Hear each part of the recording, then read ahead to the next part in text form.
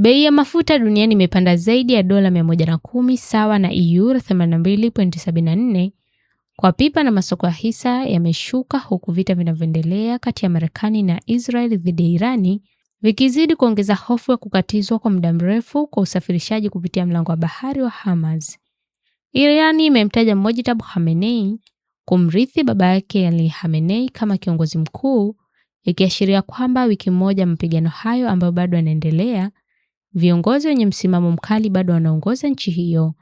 Marekani na Israel zilianzisha mawimbi mapya ya mashambulizi ya anga kote Irani mwishoni mwa juma, zikishambulia maeneo mengi ikiwemo mahala ya mafuta. Usumbufu mkubwa wa usambazaji wa nishati kutoka eneo hilo unatishia bei kupanda kwa watumiaji na biashara kote ulimwenguni.